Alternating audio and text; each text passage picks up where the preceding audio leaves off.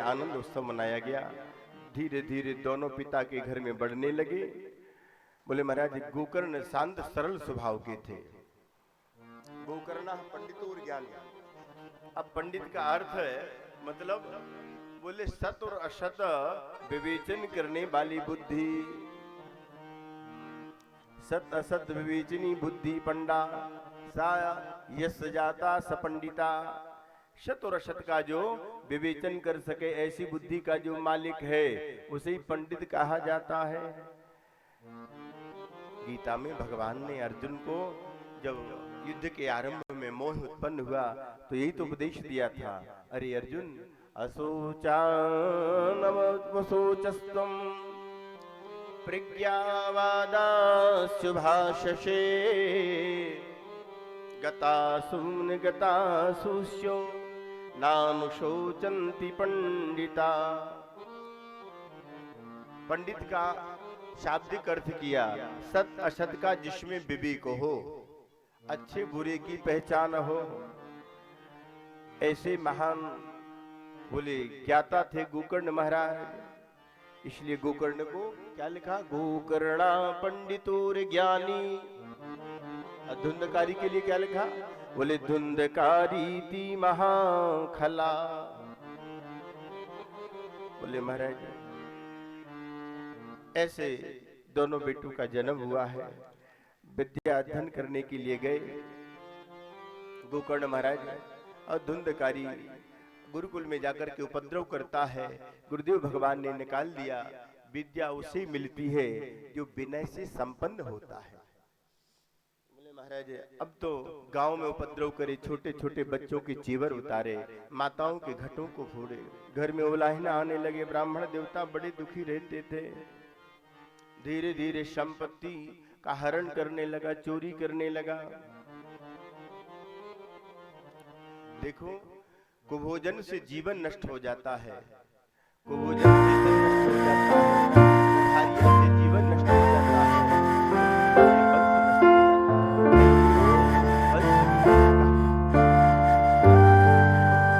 और आत्मदेव बेचारे बड़े दुखी थे।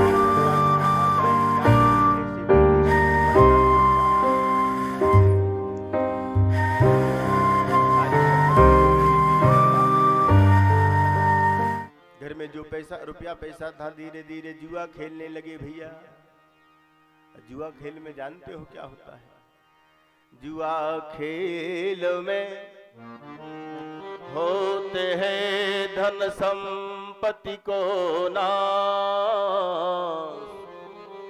राजपाट नल को गयो पांडव भव बनवास। महाराज धर्मराज युधिष्ठिर के जीवन में कोई व्यसन नहीं था। साक्षात धर्म के जो अवतार है उनके जीवन में कोई व्यसन नहीं था, कोई बुराई नहीं थी। एक बुराई जरूर थी, वो क्या, रोज जुआ खेलना चाहते थे। दूत क्रीड़ा महाराज धर्मराज युधिष्ठिर को सबसे ज्यादा प्रिय थी, इसलिए पांडवों को दुख झेलना पड़ा, कष्ट झेलना पड़ा। महाराज नल दमयंती महाभारत में कथा थी जिनकी, जिनका नाम लेने मात्र से कलयुग के दोषों का प्रभाव नहीं पड़ता। रोज नल दमयंती का स्मरण कर लो तो कलयुग तुम्हारे ऊपर आक्रमण नहीं कर पाएगा। पुण्य श्लोको नलो राजा, पुण्य श्लोको जनार्दना, पुण्य श्लोका चुबेदेही, पुण्य श्लोको युधिष्ठिरा। महाराज नल इतने प्रतापी हो गए जिनका नाम लेने मात्र से कलयुग नहीं प्रभाव असर डाल सकता तुम्हारे ऊपर। ऐसे महाराज नल जुआ खेल के कारण महान विपत्ति में पड़ गए, महान संकट में पड़े। तो ये जुआ खेलने लगा, पिता की सारी संपत्ति को बर्बाद कर दिया। घर में जब कुछ नहीं बचा तो डंडा लेकर के मारने को खड़ा है। आत्मदेव दुखी हो रहे हैं, भगवान कहाँ जाए क्या करे, ऐसे बेटे से तो मर जाना अच्छा है। देखो नी, पुत्र वही जो पिता खुनबे, करके परिस्वार्थ को दिखलावे। और बोले मित्र वही जो विपत्ति बटावे। पुत्र वही जो पिता को नबे करके परिश्वारथ को दिखलावे, द्रव्य वही जो उठे परमार्थ, मित्र वही जो विपत्ति बटावे। आत्मदेव सोच रहे भगवान कौन सा पाप कर्म किया था जो ऐसे बेटे ने जन्म लिया। पुत्र भी चार प्रकार के होते भैया। एक ऋणानुबंधी, किसी का हमने कर्जा लिया, कर्जा वापस नहीं किया तो बेटा बनकर के आएगा अपना कर्जा वसूलने के लिए, वो ऋणानुबंधी है। एक पुत्र होता है शत्रु पुत्र, कोई बैरी जीते जी बदला नहीं ले पाता है, बेटा बनकर के आता है, शत्रु की भांति अपना बदला लेता है, शत्रु पुत्र। एक होता है उदासीन पुत्र। उदासीन पुत्र वो है कि जब तक विवाह नहीं हुआ माता पिता के साथ रहे, विवाह हो गया माता पिता से अलग हो गए, उदासीन पुत्र है। चौथा पुत्र होता है सेवक पुत्र। सेवक पुत्र की प्राप्ति कब होती है? जब हमने माता पिता अपने गुरुजनों की सेवा की होगी तो सेवक पुत्र की प्राप्ति होगी। और वही बेटे बड़ भागी हैं। कौन? सुने जननी सोई सुत बड़ भागी, सुने जननी सोई सुत बड़ भागी, सुन जननी सोई सुत बड़ भागी। जो पितु मातु चरण अनुरागी, जो पितु मात चरण अनुरागी, जो पितु मात चरण अनुरागी।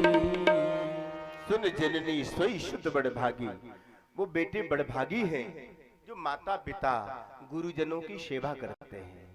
सुन जननी सोई शुद्ध बड़ भागी, जो पितु मातु चरण अनुरागी।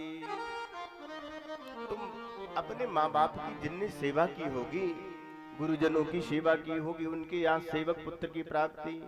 आत्मदेव बेचारे बड़े दुखी थे, कहाँ जाएं क्या करें। और बोले महाराज उसी समय गोकर्ण महाराज आ गए, पिता को दुखी देखा, रो रहे थे। गोकर्ण ने पूछा क्यों रो रहे हो? बोले ये दुख दे रहा है, सारी संपत्ति को बर्बाद कर दिया धुंधकारी ने, घर में कुछ बचा नहीं है, अब डंडा लेकर के मारने को खड़ा है। गोकर्ण ने बड़ा सुंदर उपदेश दिया, पिताजी यह बताइए आपको संसार में कोई सुखी दिखाई दे रहा है? कोई ना कोई दुख किसी न किसी के जीवन में जरूर है। बोले यहाँ ये संसार का जो नाम है दुखालय है, यहाँ आए हो तो दुख झेलना पड़ेगा, कष्ट झेलना पड़ेगा, सुख का तो केवल भ्रम है। अब हमारी आपकी तो बात छोड़ दीजिए, तीनों लोगों के अधिपति इंद्र से भी पूछिए तो वह भी परेशान है, और चक्रवर्ती की गद्दी पर जो बैठा है वह भी परेशान है। न चेन्द्र सुखम किंचन न सुखम चक्रवर्तिना, सुखम अस्ति विरक्तस्य मुनेरेकांत जीवनम। बोले महाराज संसार में सभी दुखी है, कोई ना कोई दुख है जीव को लगा हुआ है। संसार दुख रूप है, सुखी तो केवल एक ही है जो सबसे विरक्त होकर के एकांत में भगवान का भजन कर रहा है और भजन में मस्त है, जिसके मन में कोई कामना नहीं, वासना शेष नहीं रह गई, केवल वही महापुरुष संसार में सुखी है। जीव स्नेह पास में बंधा हुआ है, इस संसार के अंधकूप में पड़ा हुआ है, बुद्धिमान बैठी है, और इसलिए इस अंधकुएं से अपनी बुद्धि को निकालो। आत्मदेव ने पूछा बेटा तो मैं क्या करूं, कैसे मन को संसार से हटाऊं? गोकर्ण जी ने कहा पिताजी बड़ा सुंदर उपदेश दिया, ये भागवती कथा है। एक बेटे ने पिता के वैराग्य को दृढ़ कर दिया, उन्होंने बड़ा सुंदर उपदेश दिया। 2 श्लोकों में कहा, सुनो सुनो पिताजी, देहे स्थिमांश रुधिरे अभिमत त्यजत्वम जाया शुतादिषु सदा ममितां विमुञ्च पश्यानिशं जगदिदं क्षणभङ्गनिष्ठं वैराग्यरागिरशिको भव भक्तिनिष्ठा। शरीर में हड्डी मांस रुधिर भरा है, स्त्री पुत्र की ममता को छोड़ करके संसार की क्षण भंगुरता पर ध्यान दो। संसार के मरण को देखता हुआ जीव अपने मरण पर विचार नहीं करता है। वैराग्य राग ऋषिको भव भक्ति निष्ठा, वैराग्य को धारण करो और भक्ति निष्ठ हो जाओ। वैराग्य राग ऋषिको भव भक्ति निष्ठा। कहा, पिताजी संसार में 2 रस्सी हैं, एक अहमता की है और एक ममता की है। जीव अहमता और ममता रूपी रस्सी में बंधा है। अहमता है देह के अंदर मैंपन, मेरा मकान, मेरी जमीन, मेरा दुकान, मेरा व्यापार, ये जीव के अंदर एक अहमता का भाव है। बोले जब तक ये अपना, जब शरीर अपना नहीं है तो धन संपत्ति के मालिक हम कैसे हो सकते हैं? इस पर हमारा कोई अधिकार नहीं, इस पर अधिकार भगवान का है। मेरे भगवान ने सब कुछ दिया है, धन, वैभव, पद, प्रतिष्ठा, जो भी देख रहे हो भगवान का दिया हुआ है। इसलिए अपने धन संपत्ति के मालिक भगवान को मनाओ, भगवान को बनाओ। धन संपत्ति के मालिक भगवान है। भगवान की कृपा प्रसाद से हमें ये मिला हुआ है। भूल जाओ अपने मैंपन को। बोले महाराज, ये 5 भौतिक देह को महापुरुषों ने बोले पंचायती धर्मशाला कहा है। ये पंचायती धर्मशाला है भैया, और धर्मशाला का कमरा जीव ने बुक कर लिया है, आराम से रह रहा है और फिर रहते रहते उस पर अपना आधिपत्य स्थापित करने का प्रयास कर रहा है, जो संभव नहीं है, क्योंकि पंचों की धर्मशाला पर किसी का कब्जा नहीं हो सकता। धक्का मार करके पंच लोग निकाल देंगे। और पंचायती धर्मशाला कौन सी है? क्षिति जल पावक गगन शमीरा, क्षिति जल पावके गगन समीरा, क्षिति जल पावके गगन समीरा। चिरचित यह अधम शरीरा, पंच रचिते अति अधम शरीरा, पंच रचिते अधम शरीरा। क्षिति जल पावक गगन समीरा। अच्छा, शरीर 5 तत्वों से बना है, आकाश तत्व से, जल तत्व से, अग्नि तत्व से और वायु तत्व से। बोले महाराज, और पृथ्वी तत्व से। ये 5 तत्व हैं।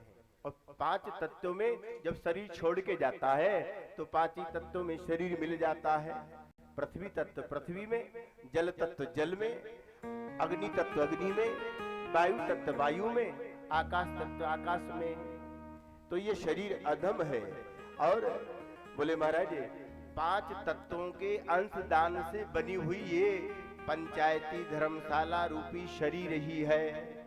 इसलिए इस पर इतना प्रेम मत करो जिस पर तुमने कब्जा कर लिया है। कोई एक बार रहने के बाद खाली करना ही नहीं चाहता महाराज, इस शरीर को छोड़ना ही नहीं चाहता। इसलिए कुकर्ण ने अपने पिता से कहा, पिताजी देह पर बारंबार विचार करने से देहा शक्ति छूट जाती है, चिंतन कर लो, ये शरीर मेरा नहीं है, ये तो भगवान का है। इस शरीर में क्या भरा है? मांस, मज्जा, स्नायु और मेद आदि से ये निर्मित किया गया है। भागवत तो ये कहती है, अस्थि स्तंभम स्नायुबद्धम मांशिशोणितलेपितम् चर्मावनद्धं दुर्गंधम पात्रम मूत्रपुरीशय। इस शरीर का निर्माण कैसे हुआ?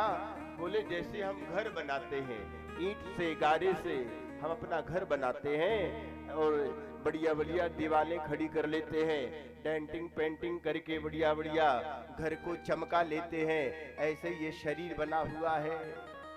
मांस से, मज्जा से, मेद से, रुद्र से सना हुआ ये शरीर है।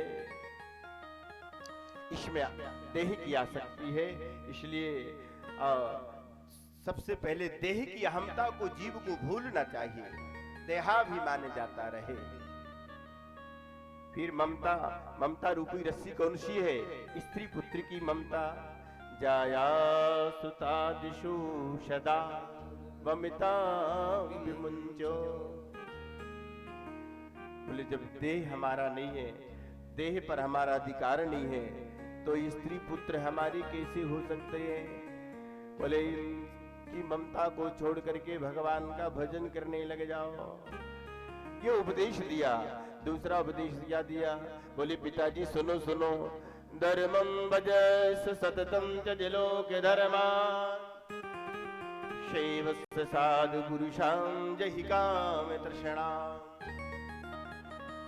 अन्यास दोष गुण चिंतनमासु मुक्त्वा विष्णो कथा ऋषमहो नितरां पिबत्वम्। बोले धर्म का आश्रय ले लो पिताजी। अब धर्म कौन सा है? धर्मम भजस सततम। हमारा आपका जो धर्म है वो सनातन धर्म है। सनातन का मतलब होता है लगातार। जिसे हमारे माता पिता ने माना, जिसे हमारे ऋषियों ने माना, जिसे हमारे गुरुओं ने माना, वही हमारा धर्म है। त्यज लोक धर्मान। कलयुग में लोक धर्मों की बाढ़ आती है भैया। कलयुग में तो तरह तरह के धर्म खड़े हो गए। जिसने अपना झंडा गाड़ा और उसी अपने कुछ मत रख लिए, वही धर्म बन गया। कलयुग में लोक धर्मों की बाढ़ आती है, इसलिए लोक धर्म की ओर नहीं जाना। ज्ञानियों की, संत महात्माओं की सेवा करना, दूसरों के गुण दोष देखना बंद कर देना और भगवान की कथाओं को खूब श्रवण करना। विष्णु कथा रसमहो नितराम पिबत्वम्। कई लोग कहते महाराज जहां देखो वहीं कथा हो रही, जहां देखो वहीं कथा हो रही। देखो भगवान की कथा को नितराम माने लगातार निरंतर श्रवण करना चाहिए।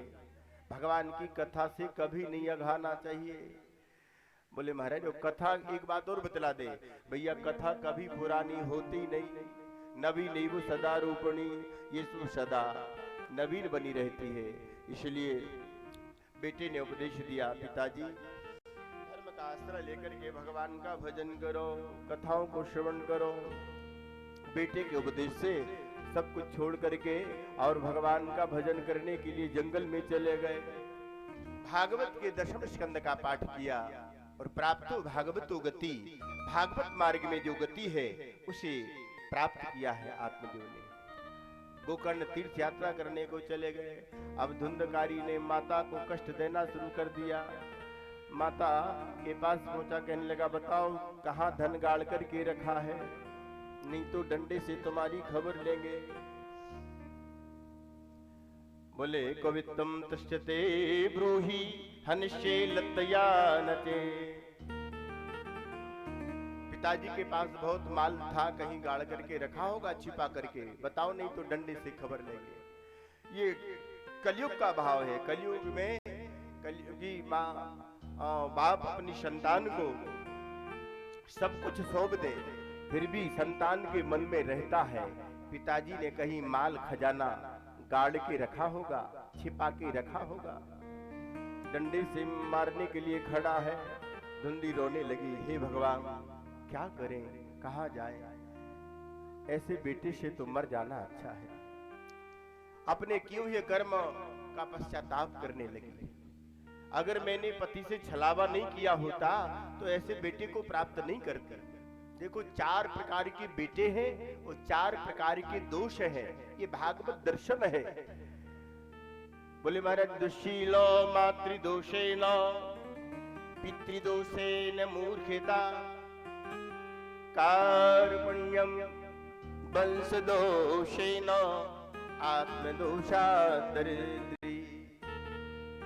दुष्चरित्रवान बालक क्यों जन्मता है? बोले माता कोई भूल कर बैठती है। ध्यान देना, पिता कोई अपराध करता है तो मूर्ख संतान जन्मती है। वंश में अगर कोई दोष हो तो कायर संतान जन्म ले लेती है और स्वयं कोई भूल कर बैठते हैं, जिससे हम दरिद्रता को प्राप्त कर लेते हैं। आत्मदोषात् दरिद्री, ये 4 दोष हैं। माँ रो रही है, क्या करे? सोचा बेटे से छुटकारा तो पाना है। रात्रि की प्रतीक्षा करने लगी। संध्या समय एक कुएं में जाकर के गिर पड़ी, अपने प्राणों को विसर्जित कर दिया। अब स्वतंत्र हो गए। धुंधकारी घर में तो इन्होंने पंचपण्या वधूव्रता 5 वेश्याएं रख ली घर में। अब वेश्या प्रेम करती है धन से। गोस्वामी जी ने दोहावली में एक दोहा लिखा है, दूसरे के धन को हड़प करने की चतुरता वैश्या के अंदर है। पर मन धन हरने को वैश्या बड़ी प्रवीण, सोई चतुरता जानिए कि राम चरण लवली। दूसरे के धन को हड़प करने की चतुरता वैश्या के अंदर होती है। ऐसी चतुरता अगर भगवत भक्तों में आ जाए तो जीवन धन्य हो जाए, बेड़ा पार हो जाए। महाराज वेश्याएं घर में रख ली, जगह जगह चोरी करने लगे। डकैती डाल करके धन संपत्ति कमाता था, उन वेश्याओं को सौंपता था। वेश्याओं ने सोचा जब रोज चोरी करते हैं तो एक ना एक दिन पकड़े जाएंगे। क्यों? वो घेरे अंत न हो ये निभाओ। जय सिया राम, जय जय सिया राम, जय सिया राम, जय जय सिया राम। काल ने मिजमी रावण राहो, काल ने मिजमी रावण राहो, काल ने मिजमी रावण राहो। उगरे अंत न होए निबाहु, काल ने मिजमी रावण राहो। बुरे कर्म का एक ना एक दिन भंडाफोड़ हो ही जाता है। असत की कमाई असत मार्ग में लगती है। और जब वेश्याओं ने सोचा ये रोज चोरी करते हैं तो एक ना एक दिन पकड़े जाएंगे, और जब पकड़े जाएंगे तो राजा के द्वारा दंड मिलेगा। राजा इन्हें दंड देगा, साथ में हमें भी दंड देगा। गहरी नींद में सो रहे थे भैया, खर्राटे भर रहे थे धुंधकारी। वेश्याओं ने सोचा चलो सोते हुए धुंधकारी को मारने की योजना बनाई। बोले धन भी बच जाएगा और इज्जत भी बच जाएगी। गले में फांसी का फंदा लगाया और दो वेश्याएं पकड़कर खींचने लगी। प्राणवायु रुंध गई, छटपटाने लगे। अतिशय पापी के जल्दी प्राण नहीं निकलते, ध्यान देना। 5वीं वेश्या खड़ी खड़ी देख रही थी। चारों ने कहा तुम क्या तमाशा देख रही हो, जाओ अग्नि के जलते हुए अंगारे लाकर के मुख में भर दो। बोले तब तंगार समूहास्यो तन मुखे विचिक्षिपो, अग्नि ज्वालाति दुखेनो व्याकुलो निदिनम गता। अग्नि के अंगारे जब उसके मुख में भर दिए तो तड़फ तड़फ करके धुंधकारी ने अपने प्राण त्याग दिए। वेश्याओं ने सोचा गांव वालों को पता चल जाएगा तो पकड़े जाएंगे, फिर भी दंड मिलेगा। फिर क्या किया? बोले अग्नि संस्कार नहीं होने दिया, घर में गड्ढा खोदा और घर में शरीर को गाड़ दिया, ऊपर चौका सा छाप दिया। अग्नि संस्कार भी नहीं मिला। 2-4 दिन जब गांव में नहीं दिखे, गांव वालों ने पूछा भैया कहाँ गए हैं? बात बनाने में बड़ी चतुर, कहने लगी अपने भैया से मिलने को गए हैं। आपस में धन का बंटवारा करके अपने अपने स्थानों को चली गई। आशय क्या है? बोले जो वैश्या के संग रमे ताकि यह गति हो, ताते कबम भूल कर इनसे न रमियो को। बोले महाराज वेश्याओं के द्वारा मारा गया, प्रेत योनि को प्राप्त हुआ। गोकर्ण महाराज को जब तीर्थों में पता चला तो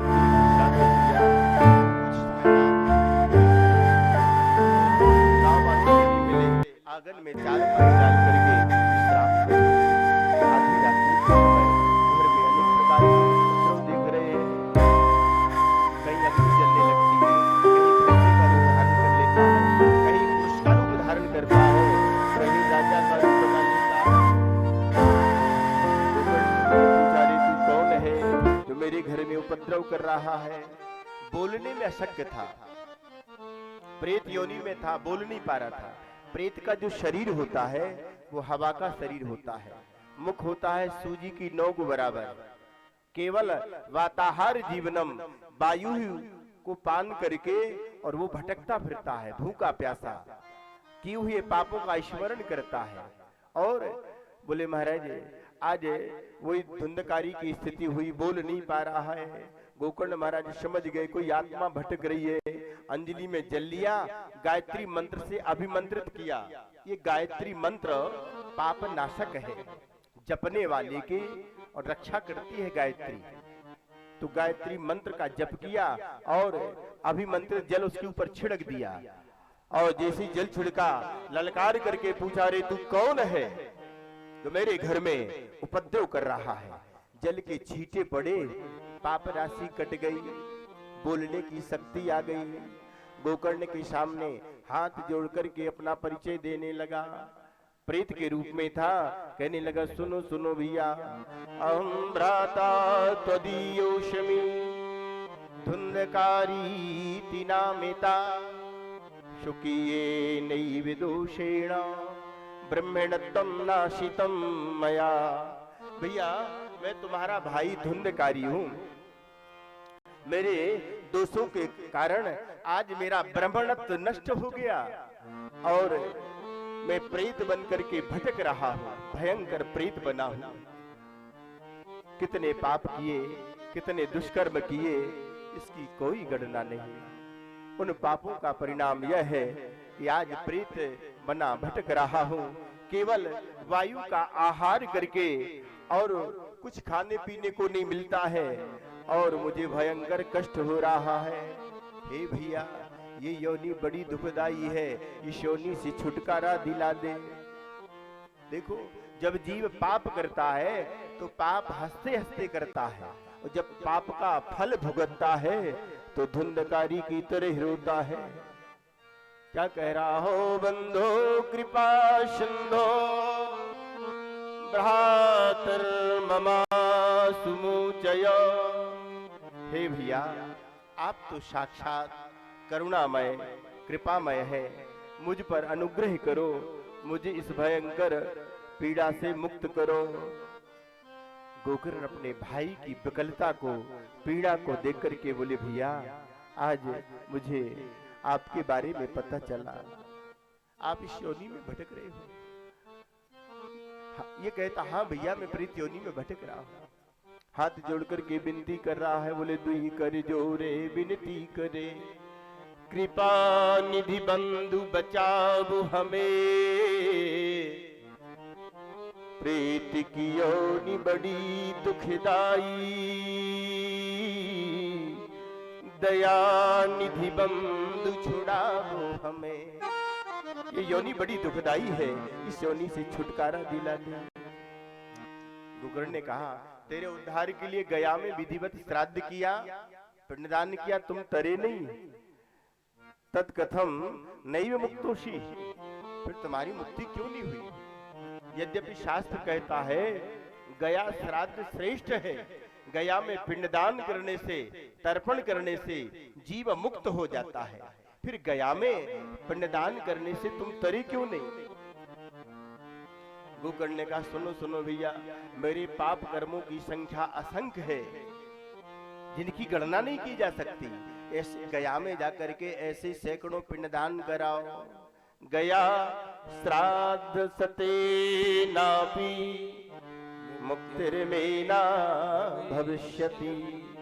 एक दो श्राद्ध की बात तो छोड़ो, बोले गया श्राद्ध शते नापीस, माने सैकड़ों श्राद्ध कराओ तब भी मेरी मुक्ति नहीं होगी, मेरा उद्धार होने वाला नहीं, क्योंकि मैंने छोटे मोटे पाप थोड़ी किए हैं, छोटा मोटा प्रेत नहीं। बोले मैं प्रथम श्रेणी का प्रेत बना हूं और जैसे महाप्रीतों का ऐसा उद्धार होने वाला नहीं है। गोकर्ण ने पूछा भैया अब क्या किया जाए? धुंधकारी ने कहा आप स्वयं कोई उपाय खोजे। तो बोले इस समय अपने स्थान को जाओ, प्रातः काल हम मंत्रणा करेंगे।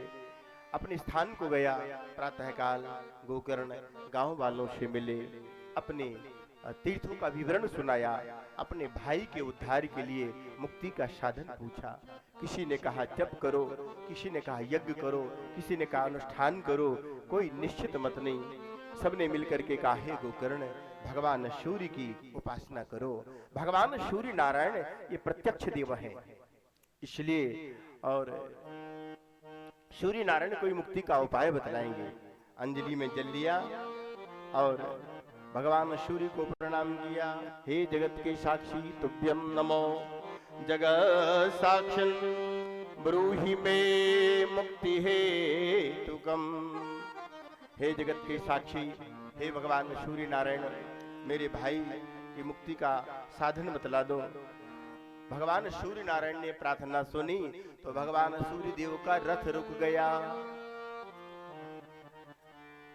उन्होंने आकाश मार्ग में जैसे रथ रुका और कहा हे गोकर्ण अपने भाई का उद्धार करना चाहते हो तो जाओ भागवत की कथा सुना दो। श्रीमद् भागवतान मुक्ति सप्ताहे वाचिनम कुरु। जाओ भागवत की कथा सुना दो, निश्चित रूप से मुक्त हो जाएगा। गोकर्ण गदगद हो गए और गोकर्ण महाराज ने आषाढ़ मास में दिव्य भवन में अपने घर में भागवत कथा का आयोजन किया। लोगों को पता चला गोकर्ण महाराज भागवत का वाचन कर रहे हैं तो भागवत की कथा सुनने के लिए सब लोग आने लगे। वैष्णवम ब्राह्मणम मुख्यम श्रोतारम परिकल्पशा। सब लोग भगवान की कथा सुनने के लिए आने लगे। धुंधकारी भी कथा सुनने के लिए आया। सबको अलग अलग बैठने की व्यवस्था की गई थी। अपने लिए धुंधकारी स्थान खोजने लगा, कहाँ बैठ कर के भगवान की कथा सुने। तो भैया दलदल में कीचड़ में एक 7 गांठ वाला मूल भाग से छोर तक एक बांस लगा था। वो बांस पोला बांस था। उसमें वायवी रूप में बैठ कर के भगवान की कथा को सुनने लगा। पहले दिन की कथा का वाचन किया, एक गांठ फट गई सूखे बांस की। दूसरे दिन की कथा में दूसरी गांठ फट गई। तीसरे दिन की कथा में तृतीय ग्रंथि वेदनम। एक एक करके 7 दिन में 7 गांठें फट गई। 7वें दिन तो बोले महाराज दिव्य रूप धारण करता है। 7 दिन में उस बांस की 7 गांठें चटक गई और दिव्य रूप से मिला।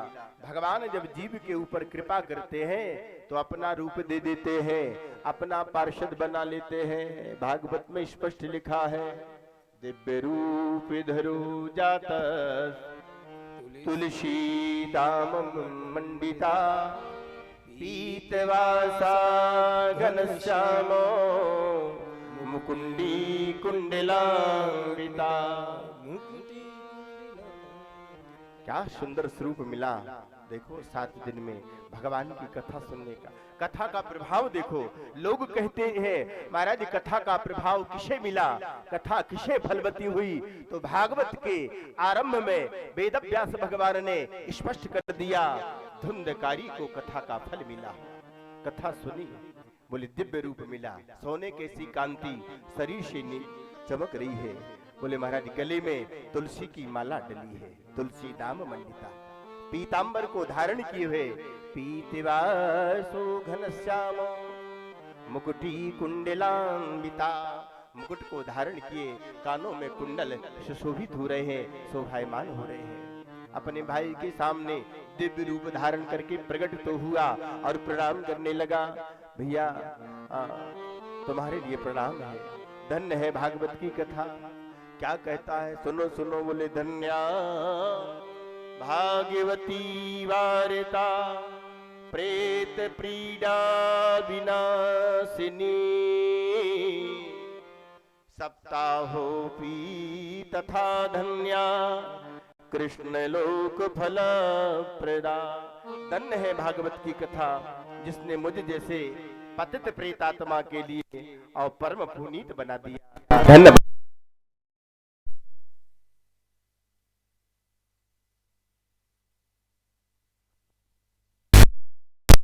ये शरीर नाशवान है, प्रातः जो भोजन बनाते हो शाम को वो और बोले शाम तक वो नष्ट हो जाता है। बोले महाराज, और जिस अन्न से बनी हुई ये देह है ये कब तक टिकेगी? ऐसी अनंत काया को पाकर के जो नित्य शाश्वत परमात्मा को जान ले और वही मानव की मानवता सार्थक है। मेरे भाइयों, बुद्ध बुदायु तो यीशु मस्कायु जंतुषु, पानी में बुलबुला पैदा हुआ और वह फूट गया, मच्छर पैदा हुआ और मर गया। ऐसे ही ये मानव शरीर पा करके खाने पीने सोने में समय समाप्त करके और जीव चला जाता है। तो पानी केरा बुदबुदा आसमानों की जा, देखते ही छुप जाएगा जो तारा प्रभा। इसलिए भगवान का भजन करना, खूब कथा और श्रवण करना जीवन। जन्म तेरा बातों ही बीत गया रे तूने, कबहू न कृष्ण कहो। जन्म तेरा बातों ही बीत गया रे तूने, कबहू न कृष्ण कहो।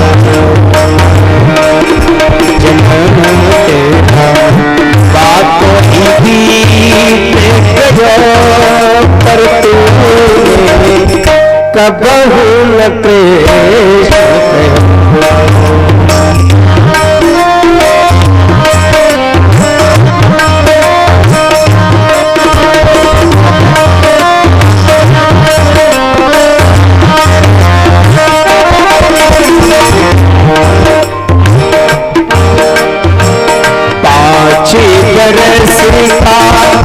भोला भाला अभी तो से भया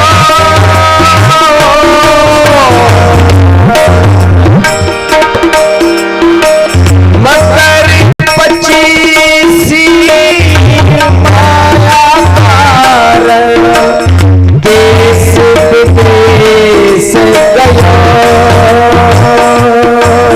पर कबहू न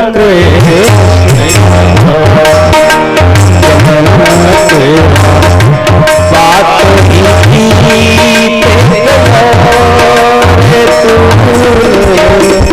कबहू न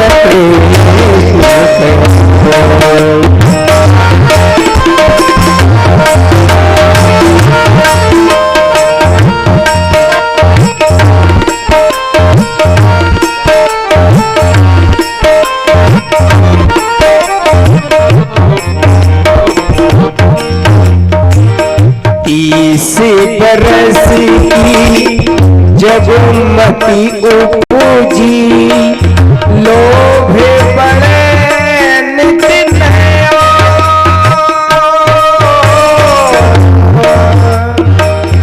माया जोड़ी तूने लाख करोड़ी, माया जोड़ी तूने लाख करोड़ी पर अजहू न तेत भयो रे तूने, कबहू न कृष्ण कहो।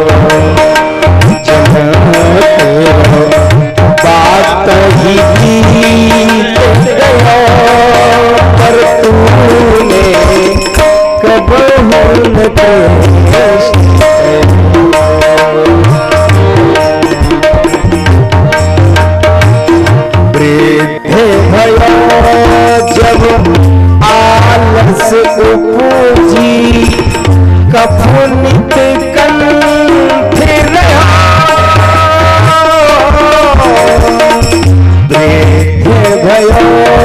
जब आलस उपजी कफुनित कंठ रहा संगत कबहु ना कीन्ही साधु की संगत कबहु ना कीन्ही साधु की तेरा बिरथा जन्म गयो पर तूने कबहु न कृष्ण बातों ही बीत गयो पर तूने कबहु न कृष्ण कहो।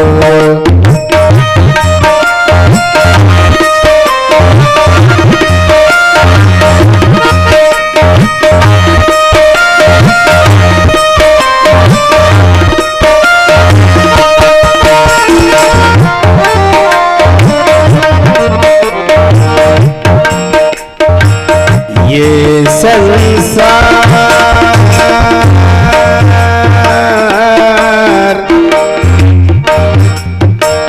यह संसार मतलब का लोभी झूठा ठाट रचो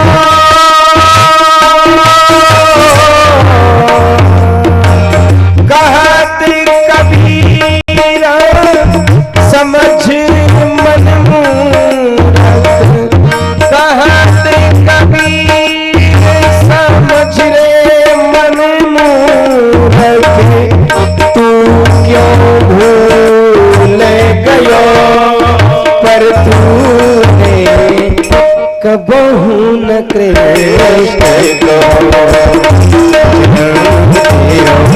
बातों ही बीत गयो पर तूने कबहु न कृष्ण पर तूने कबहु न कृष्ण पर तूने कबहु न कृष्ण पर तूने कबहु न कृष्ण। बोले भक्त वत्सल भगवान की जय हो भागवत भगवान की जय हो। भागवत की महिमा का गायन कर रहा है धुंधकारी। कृष्णाय वासुदेवाय हरे परमात्मने प्रणतः क्लेशनाशाय गोविंदाय नमो नमः। भागवत की महिमा का गायन करता है। उसी समय भगवान के धाम से लेने के लिए दिव्य विमान आया। धुंधकारी को भगवान के धाम से लेने के लिए विमान आया। दिव्य पार्षद बैठे हुए थे और धुंधकारी को भगवान के धाम में ले जाने लगे उस विमान में बिठा करके। धुंधकारी सबको प्रणाम करके विमान में बैठ गया। गोकर्ण महाराज ने भगवत पार्षदों से पूछा, कथा सबने सुनी है, विमान एक क्यों आया लेने के लिए? जब सबने कथा सुनी है तो सबको विमान लेने के लिए क्यों नहीं आए? पार्षद ने कहा, सुनो सुनो गोकर्ण, अत्रैव महवा। गोकर्ण महाराज ने पूछा था भगवान के पार्षदों से, अत्रैव महवा शंति श्रोतारो मम निर्मला आनीतानि विमानानि न तेषाम युगपत् कृत। यहाँ हजारों हजार श्रोता हैं, बराबर कथा पान कर रहे हैं। सबके लिए विमान प्रकट क्यों नहीं किए? एक विमान क्यों आया? भगवान के पार्षदों ने कहा, सुनो गोकर्ण भैया, बोले श्रवणस्य विभेदेन फल भेदोत्र संसिता श्रवणं तु कृतं मन्ये श्रवणं तु कृतं सर्वे न तथा मननं कृतम। बोले कथा सबने सुनी है, लेकिन धुंधकारी की तरह किसी ने नहीं सुनी। ये श्रवण करके सुन के मनन करता था, चिंतन करता था। कथा सुनने से नहीं मुक्ति, कथा को सुनो फिर मनन करो, चिंतन करो। नहीं तो कथा सुनी और उतई झराई, गुरु बाबा तुम आई तुम्हारे लगा, हम आई हमारे लगा। बोल वृंदावन बिहारी लाल की। कथा को सुन के मानना है, कथा के सिद्धांत को जीवन में उतारना है। बस न जाने कौन सा सिद्धांत जीवन का उतार कर दे। अदृढ़ं चोहतं ज्ञानम।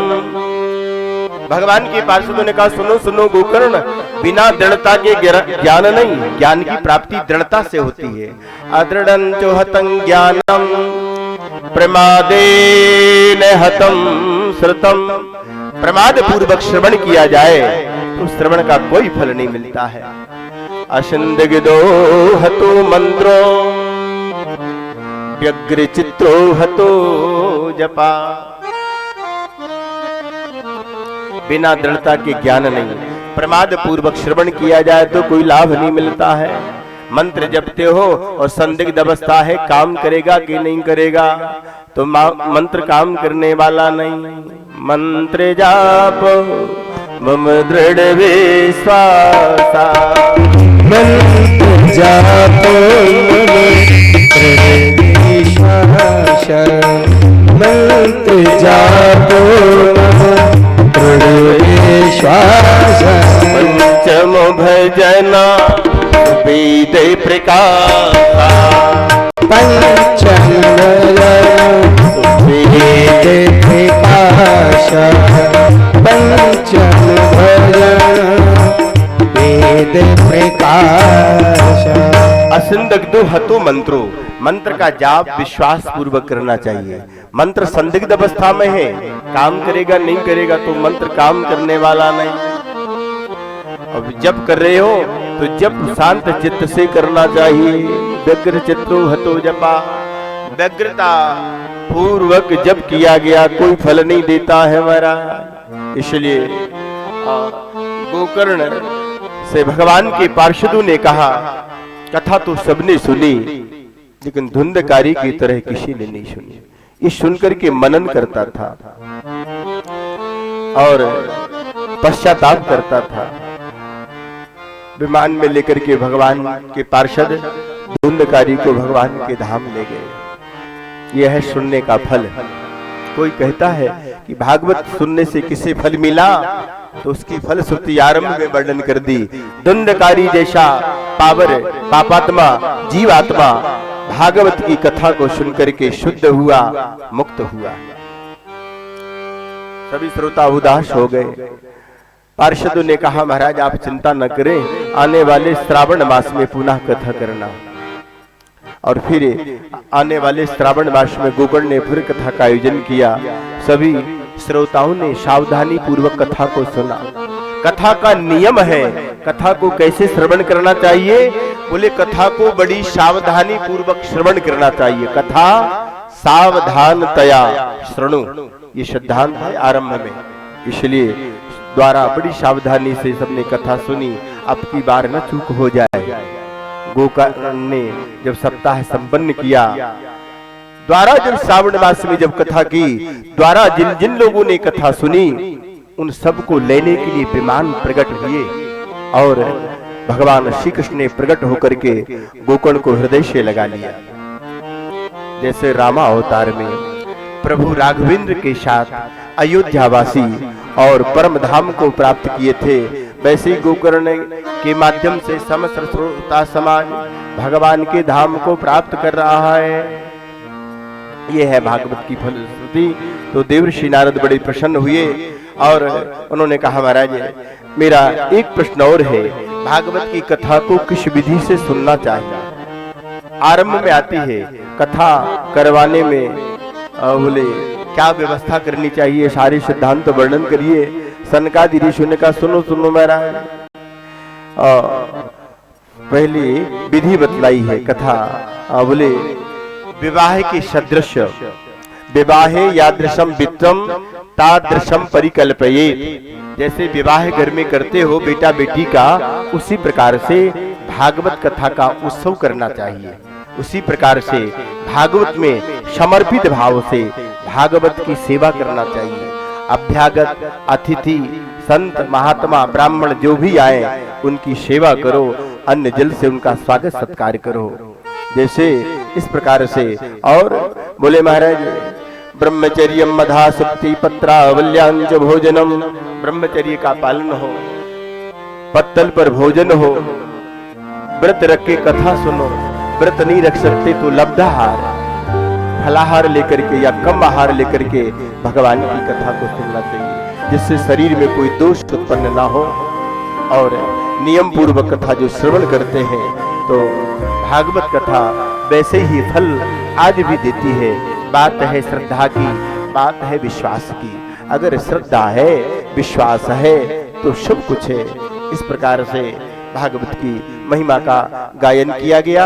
ये आरंभ में 6 अध्यायों में पद्म पुराण के अंतर्गत भागवत की महिमा का गायन किया गया है। फिर प्रथम स्कंद में प्रवेश कराया है। जब भी नैन मोदूं, जब भी नैन खोलूं, राधा कृष्ण बोलो, राधा कृष्ण बोलो, राधा कृष्ण बोलो, राधा कृष्ण बोलो। जब भी नैन मोदो, जब भी नैन खोलो, राधा कृष्ण बोलो, राधा कृष्ण बोलो।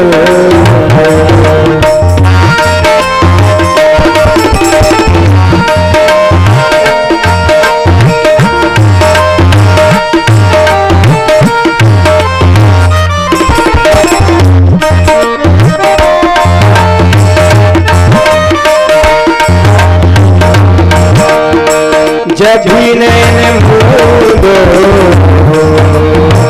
जब भी नैन खोलो, श्री राधा कृष्ण बोलो, राधा कृष्ण बोलो, राधा कृष्ण बोलो, राधा कृष्ण बोलो। वृंदावन ब्रज की महारानी, वृंदावन ब्रज की राजधानी, मोती जहाँ पर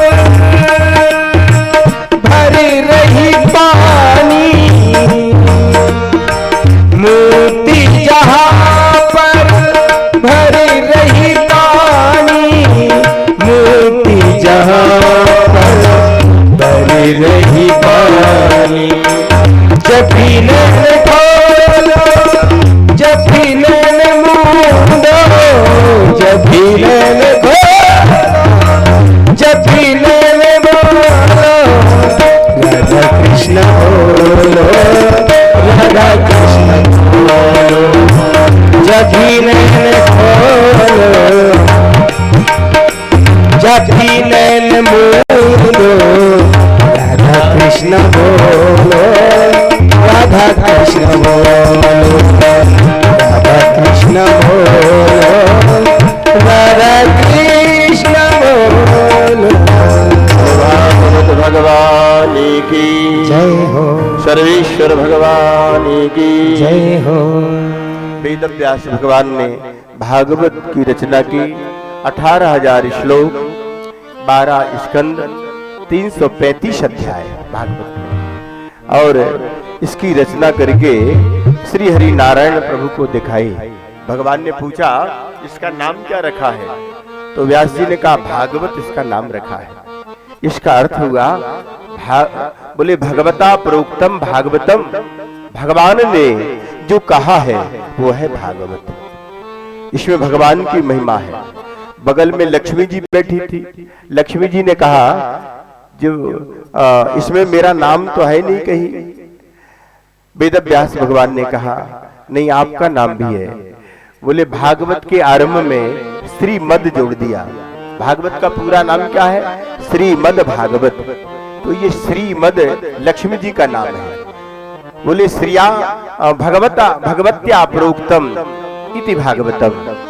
श्रीमद में लक्ष्मी जी का नाम है, भागवत में भगवान का नाम है।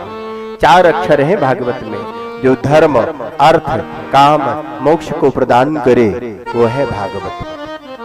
भगवान से मिलने मिलाने का साधन है भागवत। जीवन जीने की विधा है भागवत। हमें क्या करना है, कहां से हम आए हैं, कहां हमें जाना है, ये बोध कराती है भागवत। इसलिए वेदव्यास भगवान ने इसका नाम रखा श्रीमद् भागवत। अब वेदव्यास भगवान ने भगवान के मंगल स्वरूप का ध्यान किया।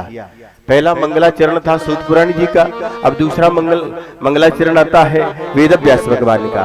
वेदव्यास भगवान मंगल स्वरूप का ध्यान कर रहे हैं। क्या लिखा, बोले जन्माद्यस्य तो वयाधितरश्चार्थे सुविज्ञासुरा तेने ब्रह्महृदयादि कवये मुह्यन्ति यत् सूरया तेजो वारिवृतां यथा विनिमयो यत्र त्रिसर्गो मृषा धाम्ना स्वेन सदा निरस्तकुहकम् सत्यं परं धीमहि। सत्यम परम धीमहि। भागवत के मंगलाचरण में वेदव्यास ने क्या लिखा, सत्यम परम धीमहि। सत्य स्वरूप भगवान की हम सब शरण में हैं। ये नहीं लिखा कृष्णम परम धीमहि।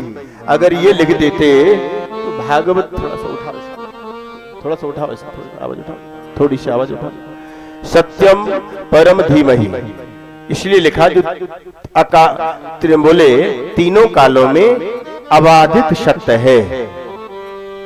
अच्छा, सत्य सृष्टि से पूर्व था, सृष्टि के मध्य में है, और जब संसार नहीं रहेगा तब भी रहेंगे। तो इसलिए लिखा सत्यम परम धीमहि। जो भगवान जगत की उत्पत्ति और पालन संहार के हेतु हैं, ऐसे परम पुरुष भगवान जिनके विषय में बड़े बड़े विद्वानों को मोह हो जाता है मरु मारीच का सिद्धांत के अनुसार, ऐसे भगवान परम सत्य स्वरूप है। उनका हम ध्यान करते हैं, उनका वंदन करते हैं। अब परम सत्य स्वरूप भगवान श्री कृष्ण ही तो है, और इसलिए सत्यम परम धीमहि वेदव्यास भगवान ने लिखा। सूत सोनक संवाद है यार। में सोनकादि ऋषियों ने कहा, महाराज सूत पुराण जी से भगवान की कथा सुनना चाहते हैं तो 6 प्रश्न कर दिए। पहला जो अध्याय है वो प्रश्न अध्याय है।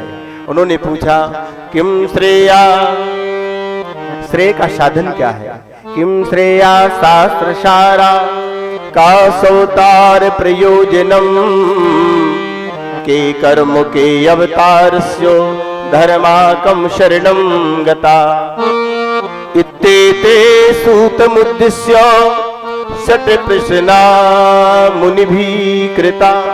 ये 6 प्रश्न किए। किम श्रेया, श्रेय का साधन क्या है। श्रेय कहते हैं कल्याण को।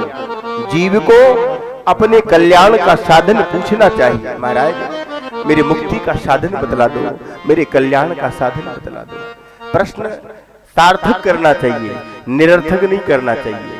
नहीं तो एक जगह हम कथा कहने को गए, एक सज्जन कहने लगे, महाराज माछी की मूड़ में गड़रा कैसे पड़ गया, बताओ। ये प्रश्न किया। हमने कहा देखो भाई, एक ठाकुर साहब भोजन कर रहे थे और बगल में तलवार रखी थी मोथरी, और जब भोजन करते समय थाली पर मक्खी बैठ गई। ठाकुर साहब को क्रोध आया, तलवार उठा के वार किया। बोले मोथरी तलवार थी इसलिए माछी की मूल नहीं कट पाई, गड़रा पड़ गया। कहने लगे जय बात है, सही बोल, वृंदावन बिहारी लाल की जय हो। यह भी प्रश्न है, प्रश्न उत्तम करो। किम श्रेया, श्रेय का साधन क्या है, शास्त्रों का सार क्या है, भगवान अवतार किस लिए लेते, अवतार का प्रयोजन क्या है, और कर्म कौन से हैं भगवान के, अवतार कौन कौन से हुए, और जब भगवान धराधाम छोड़ करके चले गए तो धर्म किसकी शरण में गया। ये 6 प्रश्न थे। किम श्रेया शास्त्र सारा का अवतार प्रयोजनम के कर्म के अवतारस्यो धर्माकम शरणम गता इत्तेते सूतमुद्दिश्य षट प्रश्ना मुनि भी कृता। 6 प्रश्न।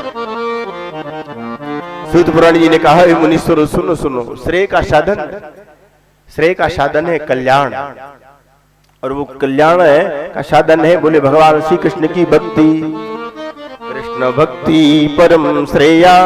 पहला प्रश्न था कल्याण का साधन बतला दूं, तो सूत पुराण जी ने कहा भगवान श्री कृष्ण की भक्ति करो जिससे कल्याण की प्राप्ति होगी। और यही शास्त्र बोले, शास्त्रों का सार क्या है बोले, शास्त्र भी यही कहते हैं कि भगवान की खूब भक्ति करो। कैसे भक्ति करो? तन ही राख सत्संग में, मन ही प्रेम रस भेव, सुख चाहत हरिवंश हित, तो कृष्ण कल्पित ऋषे। शरीर को सत्संग में रखो और मन को भगवान की प्रेम रूपा भक्ति में सराबोर कर दो, भक्ति में डुबो करके रखो। सुख की चाह करते हो, कल्पना करते हो, तो भगवान बोले कृष्ण कथा का आश्रय ले लो। ये कल्प वृक्ष है। सुख चाहत हरिवंश हित, कृष्ण कल्पित रूषे। कल्प वृक्ष के नीचे बैठ जाओ, जो इच्छा करोगे उसकी पूर्ति होगी। भगवान की कथा कल्प वृक्ष के समान है, इसलिए सत्संग करना, और सत्संग करोगे तो जीवन धन्य हो जाएगा। पारसमणि का खजाना है सत्संग, जिससे मिल जाए तो जीवन धन्य हो जाता है। मिलता है भगवत कृपा से। भगवान जब जीव के ऊपर कृपा करते, यहाँ तक भगवान धन दे देते, वैभव दे देते, पद प्रतिष्ठा दे देते, लेकिन ये सौभाग्य किसी विरले को देते हैं। बिन सत्संग विवेक न होई, बिन सत्संग विवेक न होई, बिन सत्संग विवेक न होई। राम कृपा बिना सुलभ न सोई, राम कृपा बिन सुलभ न सोई, राम कृपा सुलभ न सोई, राम कृपा सुलभ न सोई। भगवत कृपा से जीव को सत्संग की प्राप्ति होती। जब भगवान जीव पर कृपा करते हैं, धन वैभव पद प्रतिष्ठा सब कुछ दे देते हैं, लेकिन सत्संग किसी विरले को मिलता है। इसलिए सत्संग की बड़ी महिमा है। पारसमणि का खजाना है सत्संग। तो बोले तन ही राख सत्संग में, तो सत्संग करो। अब सत्संग का लोग गलत सलत अर्थ लगाते हैं। जैसे एक सज्जन से पूछा क्या करते हो, बोले महाराज वैसे, बोले नशा पानी तो नहीं करते, बोले महाराज वैसे तो नहीं लेते, लेकिन कभी कभी सत्संग में ले लेते हैं। अब बताओ वो भी सत्संग है? वो सत्संग नहीं है। सत्संग का मतलब बोले सताम गति सत्संगति, श्रेष्ठ जनों से जो आचरित है उसी का नाम है सत्संग। पारसमणि का खजाना है सत्संग। पड़ा रहेगा माल खजाना, सब यही पर रह जाना, कर अभिषेक सत्संग प्यारे, नहीं तो फिर पीछे पछताना। जीवन में सत्संग दुर्लभ है, सत्संग की बड़ी महिमा है। बोले महाराज आज भागवत के आरंभ में सूत पुराण जी कह रहे, सुनो सुनो सुन कादि ऋषि, बोले कृष्ण भक्ति परम श्रेया। भगवान योगेश्वर की खूब भक्ति करो, कृष्ण नाम का खूब भजन करो, यही शास्त्रों का सार है। ये दूसरे प्रश्न का उत्तर दे दिया। बोले अवतार किस लिए, अवतार का प्रयोजन क्या है? बोले इसकी रक्षा करने के लिए भगवान अवतार लेते हैं। और बोले भगवान के जो कर्म है, संसार को बनाना, संसार का पालन करना, संसार का संहार करना, ये परमात्मा के कर्म है। और अवतार बोले भगवान के असंख्य है, अवतारों में भगवान को बांधा नहीं जा सकता। वैसे भागवत जी में भगवान के 24 अवतारों की चर्चा वेद व्यास भगवान ने की है, लेकिन आरंभ में ये कह दिया अवतारो असंख्या, असंख्य अवतार भगवान के। धर्म की रक्षा करने के लिए भगवान किसी भी योनि में जन्म ले सकते हैं। बोले मैं अवतारो हशंखया। और पूछा था धर्म कहाँ गया? जब भगवान चले गए तो धर्म कहाँ गया? बोले धर्मे भागवते स्थिता। नहीं तो पढ़े लिखे लोग ज्यादा कुतर्क करते हैं। एक सज्जन कहने लगे महाराज धर्म कहाँ है? मैंने कहा भैया धर्म ना तो रसगुल्ला है, ना चमचम है, ना मलाई है, ना गड़िया घुल्ला है। तुमने कहा कि धर्म कहाँ है और हमने कहा ये रहा धर्म।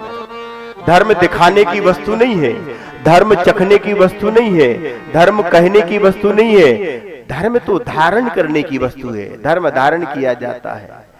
धर्म को जीवन में धारण करना। कैसे धारण करना? धन दे तन राखियो, तन दे राखियो लाज, धन दे तन दे लाज दे, एक धर्म के का। धन जाने लगे तो अपनी लाज बचा लेना। लाज पर जब बार होने लगे तो बोले महाराज अपने बोले तन पर बार होने लगे तो लाज को बचा लेना। और जब धर्म की बारी आए धन लगाना पड़े तो लगा देना, तन लगाना पड़े तो लगा देना। लाज जा रही है तो चली जाने देना, भगवान तुम्हारी रक्षा करेंगे। धर्मो सदा सुहृद हो न निवारणीयम। धर्म विजय दाता है, धर्म रक्षक है। तो धर्म कहने की वस्तु नहीं है, धर्म तो धारण का विषय है। और धर्म कैसे धारण किया जाए? धर्म प्रकरण आरंभ होता है श्रद्धा से। श्रद्धा अगर है तो धर्म है। श्रद्धा बिना धर्म न होई, श्रद्धा बिना धर्म न होई, श्रद्धा बिना धर्म न होई। मही बिन गंध पावे की कोई, मही बिन गंध पावे की कोई। जय सिया राम, जय सिया राम, जय सिया राम, जय सिया राम, जय सिया राम, जय सिया राम, जय सिया राम, जय सिया राम। श्रद्धा बिनु धर्म न होई, बिना श्रद्धा के धर्म नहीं। जैसे जहां पृथ्वी होगी वहीं गंध होगी। यत्र यत्र पृथ्वी स्यात् तत्र तत्र गंध स्यात्। और जहां पृथ्वी तत्व नहीं होगा वहां गंध नहीं होगी। इसलिए धर्म प्रकरण और धर्म की शुरुआत श्रद्धा से होती है। इसलिए श्रद्धा और विश्वास ये दो पहले साधन है। बोले महाराज धर्म कहाँ स्थित है? बोले भागवत में। धर्मे भागवते स्थिता। धर्म भागवत में विराजमान है। धर्म भागवत में प्रतिष्ठित है। इसलिए बार बार भागवत की कथा को सुनते हैं, जिससे हमारे जीवन में धर्माचरण आ जाए, धर्मानुकूल हमारा जीवन हो जाए, जीवन जीने की विधा आ जाए। इन 6 प्रश्नों का उत्तर दिया। अब भगवान के अवतार कौन कौन से हुए, लीला संबंधी जो कथा थी तो भागवत की कथा सुनाने पड़ने लगे। कहने लगे सुनो सुनो शौनकादि ऋषियों, भगवान के मंगल स्वरूप का ध्यान करते हुए और वेदव्यास भगवान ने द्वापर के आखिरी समय में जो रचना की थी भागवत की रचना, भागवत की रचना द्वापर के आखिरी समय में हुई भैया। 17 पुराण पहले लिखे, महाभारत की रचना कर दी। और फिर भी वेदव्यास भगवान की आत्मा में असंतोष। वेदव्यास भगवान खिन्न चित्त बैठे थे। नारद बाबा और वेदव्यास भगवान के आश्रम में पहुंच गए। वेदव्यास भगवान का आश्रम कहाँ है? बोले बद्री नारायण में। शम्यप्रास इति प्रोक्ता ऋषिणाम शत्रुवर्धना। वेदव्यास भगवान के आश्रम का नाम है शम्यप्रास। और ये वेदव्यास भगवान का आश्रम कहाँ है? बोले जहां से सरस्वती नदी का उद्गम हुआ है। सरस्वती के उद्गम पर और वेद व्यास भगवान का आश्रम है। सरस्वती का दर्शन केवल बद्री नारायण में होता है। इसके बाद सरस्वती थोड़ी दूर चल करके और अलकनंदा गंगा में मिल जाती है, फिर सरस्वती का दर्शन नहीं होता है। त्रिवेणी में समाहित हो जाती है, गंगा में मिल जाती है, और तीर्थराज प्रयाग में गंगा जमुना सरस्वती का संगम है। तो सरस्वती का उद्गम बद्री नारायण में है। सरस्वती के उद्गम पर ही वेद व्यास भगवान का आश्रम है। वहां बड़े उदास बैठे हुए हैं। नारद बाबा पहुंच गए। नारद बाबा ने देखा वेद व्यास भगवान उदास बैठे हुए थे। उन्होंने पूछा, महाराज आपने पुराणों की रचना की है, 17 पुराण बना चुके हो, महाभारत की रचना कर दी। महाभारत मतलब ज्ञान रत रचना, भा माने ज्ञान, रत ऐसा कोई विषय नहीं जो महाभारत में वर्णन नहीं किया गया। धर्म अर्थ काम मोक्ष आदि आदि विस्तार जिसका गंभीर विवेचन किया। 1 लाख श्लोक है महाभारत में, 18 पर्व है। बोले महाराज ऐसे विशाल ग्रंथ की रचना की वेद व्यास भगवान ने, फिर भी आत्मा में संतोष नहीं। नारद बाबा ने पूछा, क्या कमी रह गई कोई जो आपकी आत्मा में संतोष नहीं? वेद व्यास भगवान ने कहा, सुनो सुनो नारद, स्वयं की भूल स्वयं को दिखाई नहीं पड़ती। इन पुराणों की रचना करने में कौन सी कमी हो गई, कौन सी भूल हो गई जिससे आत्मा में संतोष नहीं, शांति नहीं?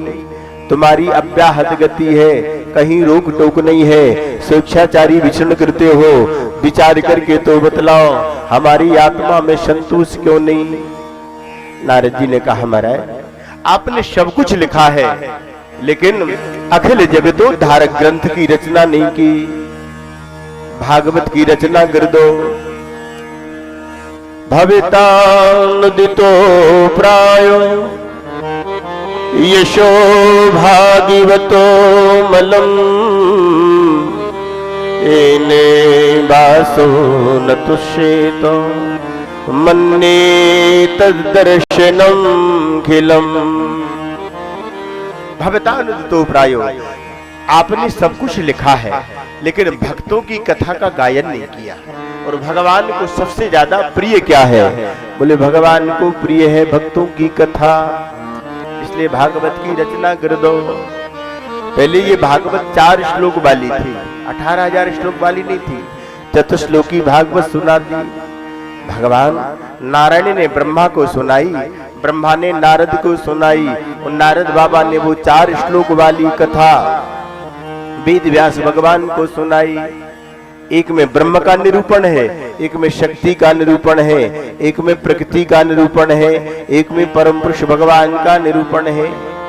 ब्रह्म और माया, प्रकृति और पुरुष हो गई भागवत। इतनी तो भागवत थी, 4 श्लोक वाली भागवत। अयमेवा समेवाग्रे नाम यदि सत्परम पश्चादहं यदेतच्च योगशेषोऽस्मि हम। सृष्टि से पूर्व था, भगवान कहते सृष्टि से पूर्व मैं था, सृष्टि के मध्य में रहा, सृष्टि के अंत में रहूंगा। अहमेवा समेवाग्रे। और ऋते तर्थम यत् प्रतीयेत न प्रतीयेत चात्मनि तदि विद्यादात्मनो मायां यथा भाषो यथा तमा। यद्यपि है नहीं फिर भी भाषित हो रहा है, ये माया का रूप है। जैसे अंधेरे में रस्सी डली रहती है और उसे हम बोले सर्प मान बैठते हैं, प्रकाश जैसी आता है तो देखते कि ये तो रस्सी है। ऋते चर्थम यत् प्रतीयेतो न प्रतीयेत चात्मनि। तो बोले महाराज ये माया का स्वरूप है। और फिर प्रकृति पुरुष का वर्णन कर दिया और नारद ने अपनी जन्म की कथा सुना दी। संत अपनी कहानी सुनाते हैं। बोले मैंने तो साधारण कुल में जन्म लिया था, तुम तो भगवान के अंश अवतार हो। ये 24 अवतारों में से व्यास भगवान का अवतार हुआ है, व्यास अवतार। नारद बाबा अपनी जन्म की कहानी सुनाते। बोले मैंने तो साधारण से एक दासी कुल में जन्म लिया था, जिस गांव में जन्म हुआ उसी गांव में बोले महात्मा लोग आ गए चौमासा व्यतीत करने के लिए। पहले महात्मा लोग चातुर्मास व्यतीत करते थे। किसी गांव में, जनपद में, नगर में जाकर के 4 महीने तक भगवान का भजन करते थे, कीर्तन करते थे, कथा प्रवचन करते थे, यात्रा आदि बंद कर देते थे, सबको लाभ मिलता था। बोले महाराज जिस गांव में महात्मा लोग आए थे उसी गांव में मेरा जन्म हुआ, माता पिता ने शरीर छोड़ दिया। बोले बूढ़ी माँ ने मेरा पालन किया, आश्रम को झाड़ना बुहारना, और बोले माँ का नियम था जो प्रसादी बचे उसी प्रसादी से उदर पोषण करना। एक दिन खेलता कूदता वहां पहुंच गया जहां महात्मा लोग बैठे हैं, कोई समाधि में बैठा है, कोई भजन कर रहा है, कोई कथा प्रवचन कर रहा है, कोई भगवान का कीर्तन कर रहा है। मन में भाव जगा, हे नारायण मेरे ऊपर कृपा नहीं करोगे, मैं भी तुम्हारा भजन कर सकूं, तुम्हारा आराधन कर सकूं। बोले सुबह से सांझ तक बैठा रहा, माँ का नियम था पहले मुझे भोजन कराती थी, बोले फिर बाद में स्वयं भोजन करती थी। वहां गई, महात्माओं के पास देखा, बड़ी प्रसन्न हुई, घर लाई भोजन किए। मन में भाव आया माता भजन में विक्षेप है। बोले भगवान की कुछ ऐसी प्रेरणा हुई, गोदोहन करने के लिए गई, काल से प्रेरित किसी काले नाग ने आकर के माँ को डस लिया। आर्तमी वाणी को सुना, अनेक उपाय किए, लेकिन माता ने शरीर छोड़ दिया। अब तो अंत्येष्टि कर्म करके बोले महात्माओं के पास जाकर के खूब उनकी सेवा पूजा करने लगा, खूब सेवा की। और जब महात्मा लोग जाने लगे तो वासुदेव मंत्र का उपदेश कर गए। वासुदेव मंत्र का ध्यान करना, जप करना। वासुदेव मंत्र कौन सा है? वही वासुदेव, ओम नमो भगवते वासुदेव, ये द्वादशाक्षरी मंत्र का उपदेश कर गए। और मैंने बोले जैसे ही महात्माओं ने उपदेश दिया था उसी के अनुसार भगवान का भजन करने लगा। कहाँ भजन किया? बोले पीपल के वृक्ष के नीचे बैठ के भजन कर रहा था। वनस्पतियों की, वृक्षों की बड़ी उपयोगिता है भैया। देखो पीपल के वृक्ष के नीचे बैठ के भजन करोगे या ध्यान करोगे तो शीघ्र सिद्ध हो जाएगा।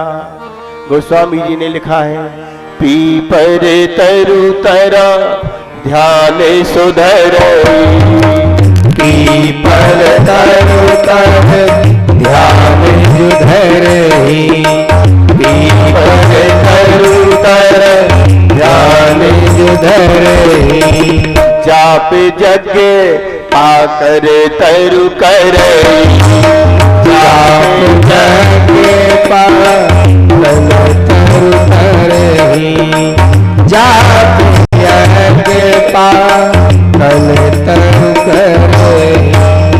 पीपल के वृक्ष के नीचे बैठ के ध्यान करोगे, ध्यान तुम्हारा शीघ्र सिद्ध हो जाएगा। और पाकल के वृक्ष के नीचे बैठ के भगवान का जप करोगे, जप शीघ्र सिद्ध हो जाएगा। और देखो वाम छाहे करे मानस पूजा, आम छाए कर मानस पूजा, आम छाए कर मानस पूजा, जी भजना काज नहीं दूजा, हरि भजन हरि से दूजा। जय सिया राम, जय सिया राम, जय सिया राम, जय सिया राम, जय सिया राम, जय सिया राम। बोले आम छाह कर मानस पूजा, आम के वृक्ष के नीचे बैठ के मांस की पूजा। मांस की पूजा में कुछ लगता नहीं है, मांस की सेवा में। एक सेठ जी एक महात्मा के पास गए, कहने लगे महाराज ऐसा कोई उपाय बताओ जिससे भगवान मिल जाए। महात्मा जी ने कहा रोज मंदिर में जाके भगवान के दर्शन किया करो, जप किया करो। सेठ ने कहा महाराज व्यापारी ठहरा, इतनी फुर्सत कहाँ काम धंधे से, कोई सरल विधि बताओ। महात्मा ने कहा तो एक काम करो, मानस की पूजा करो। बोले इसमें कुछ लगता तो नहीं है? बोले महाराज इसमें कुछ नहीं लगता है, केवल ध्यान करना कि हम अपने भगवान को बढ़िया स्नान करा रहे, ध्यान करना भगवान को बढ़िया वस्त्र पहना रहे, फिर ध्यान करना कि भगवान को बढ़िया से बढ़िया चंदन लगा रहे, ध्यान कर लेना, भगवान को दूध का भोग लगा रहे हैं, दूध में थोड़ी शक्कर डाल देना। कहा ठीक है। 12 वर्ष तक सेठ ने नियम का पालन किया। कोई भी नियम 12 वर्ष तक पालन करो तो वो फल देने वाला हो जाता है। 12 वर्ष तक नियम का पालन करते रहे। 12वीं वर्ष सेठ भगवान को भोग लगा रहा था, दूध में शक्कर डाल रहा था। मन में ऐसे लगा दूध में शक्कर ज्यादा गिर गई, मन को लौटाने लगा तो भगवान प्रकट हो गए, हाथ पकड़ लिया। अरे सेठ, दूध में शक्कर ज्यादा गिर गई तो गिर जाने दे, उसे क्यों निकाल रहा है। बोलो भक्तवत्सल भगवान की जय हो। यह है मानस की पूजा। आम छाहे, आम के वृक्ष के नीचे बैठ के भगवान की मानस की पूजा करना। इन वृक्षों की बड़ी उपयोगिता है, ये पूजित वनस्पति हैं। और बरगद के वृक्ष के नीचे भगवान की कथा सुनो, बरिया के झाड़ के नीचे बैठ के भी भगवान की कथा सुनोगे, शीघ्र फलवती हो जाएगी। बैठो तरु हरि कथा प्रसंगा, तरु हरि कथा प्रसंगा, बैठे तरु हरि कथा प्रसंगा। जय सिया राम, जय जय सिया राम, जय सिया राम, जय जय सिया राम। वही सुनहि अनेक विहम, जय सिया राम, जय जय सिया राम, जय सिया राम, जय जय सिया राम। आम के वृक्ष के नीचे मांस की सेवा, बरगद के झाड़ के नीचे बैठ के भगवान की कथा सुनोगे तो कथा शीघ्र फल हो जाएगी। अब कोई कहे महाराज जहां बरिया का झाड़ नहीं होगा तो वहां कथा नहीं होगी क्या? बोले मतलब बरगद का झाड़ विश्वास का प्रतीक है। वही विश्वास रूपी बट वृक्ष हमारे हृदय में अंकुरित हो जाए कि हमें भगवान की कथा सुनना है। कथा फलवती हो गई, कथा सिद्ध हो गई। जैसे बरगद का जो झाड़ है वही विश्वास रूपी वृक्ष है। बस नारद बाबा ने पीपल के नीचे बैठ के भगवान का भजन किया। भजन करते करते कई वर्ष निकल गए महाराज, भगवान जल्दी दर्शन देते नहीं। बोले महाराज कुछ समय बाद और हृदय के अंदर एक प्रकाश प्रकट हुआ, नीला नीला प्रकाश। हृदयासीन में सने हरि, धीरे से भगवान की शावली और सलोनी सूरत हृदय में प्रकट हो गई और भगवान की शोभा का दर्शन करके आनंद विभोर हो गया और मेरी आंखों से आंसू की धार बहने लगी। थोड़ी देर में वो भगवान की मूर्ति अंतरित हो गई। मेरे आनंद का ठिकाना नहीं रहा। उसी आनंद सागर में गोता लगा रहा था, अगले क्षण वो छवि गायब हो गई।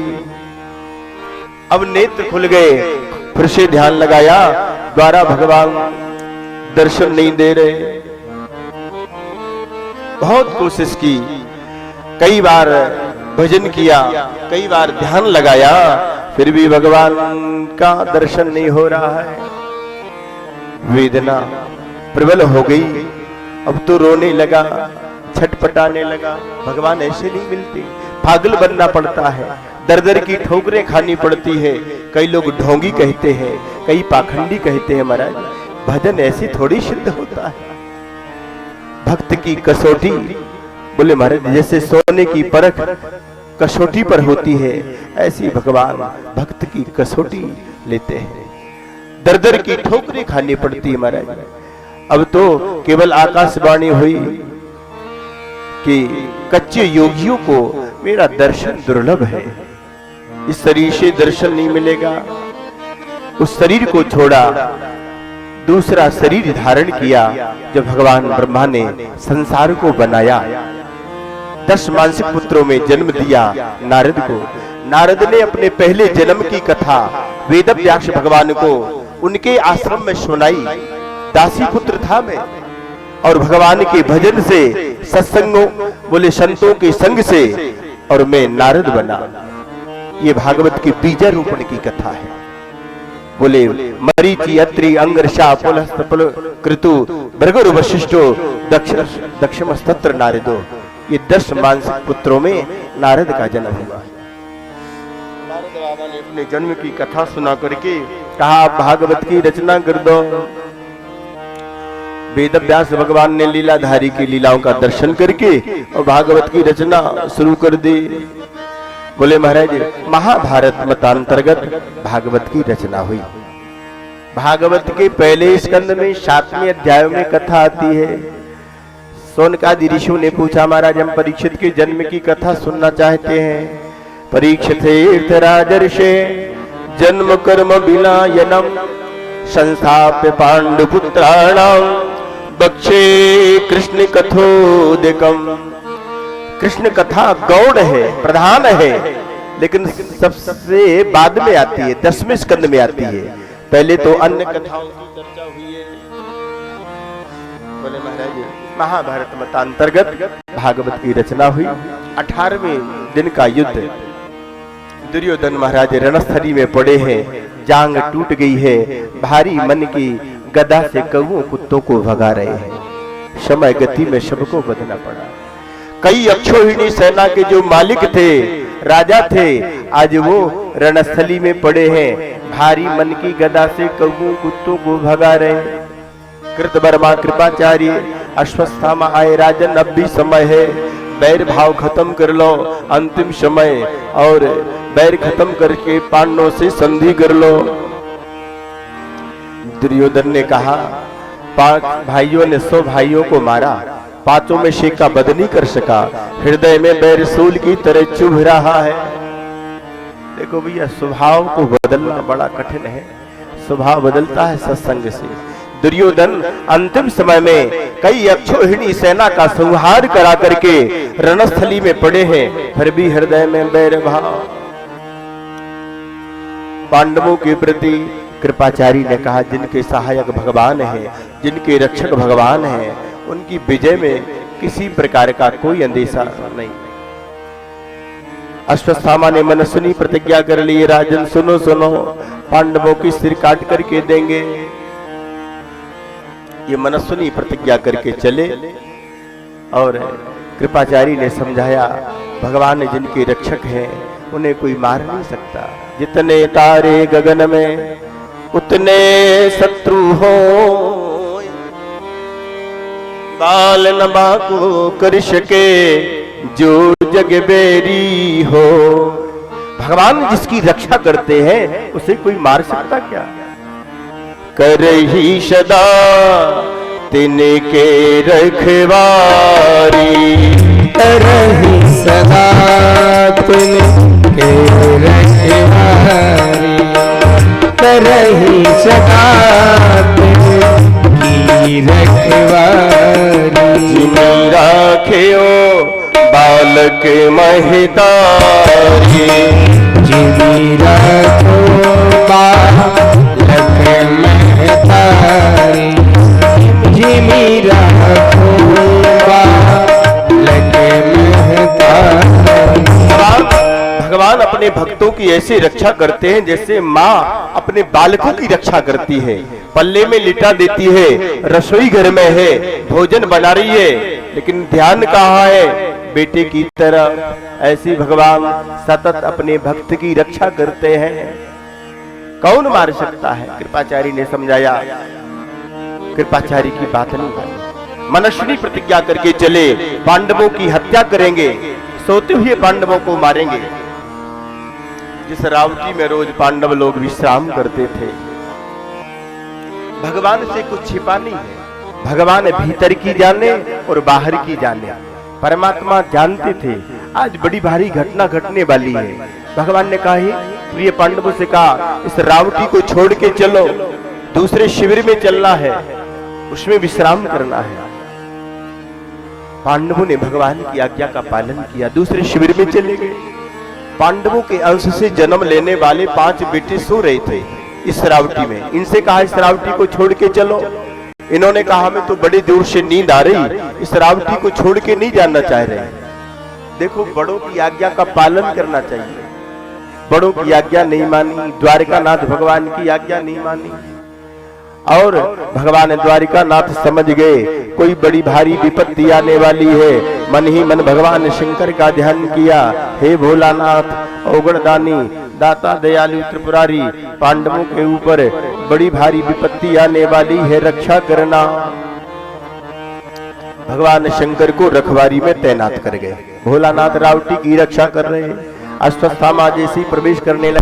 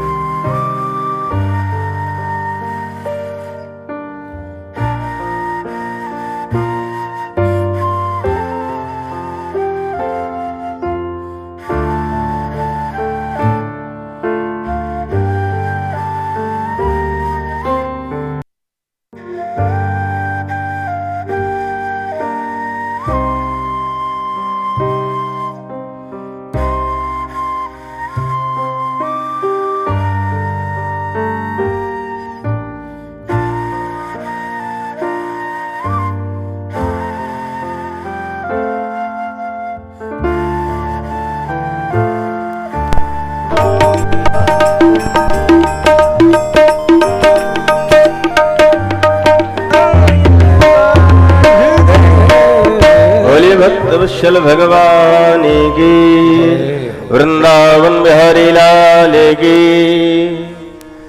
अश्वत्थामा जैसे शिविर में प्रवेश करने के लिए गए, आज रखवारी भगवान शंकर कर रहे हैं। पंचाक्षर मंत्र को जपा, ओम नमः शिवाय को जपा, फिर भी प्रसन्न नहीं हुए तो सिर काटने को उद्यत हो गए। ये ओगड़ दानी है, दाता दयालु है, त्रिपुरारी है, जल्दी प्रसन्न हो जाते हैं। जैसे ही सिर काटने को उद्यत हुए तो डमरू बजने लगी, दुजराज बरम ब्रूही, बरम ब्रूही। अश्वत्थामा ने कहा, भगवान धृष्टद्युम्न को मारने की शक्ति दे दो। महारानी द्रौपदी और द्रौपदी के भाई धृष्टद्युम्न रुद्र यज्ञ से प्रकट हुए थे। बिना भगवान शंकर के वरदान से इनकी मृत्यु नहीं थी। वरदान दिया, वरदान को पाकर के मदोन्मत्त हो गए, शिविर में प्रवेश किया, कुछ विचार नहीं किया। अर्धरात्रि के समय पांडवों के अंश से जन्म लेने वाले 5 बेटों की निर्मम हत्या कर दी, सिर काट लिया।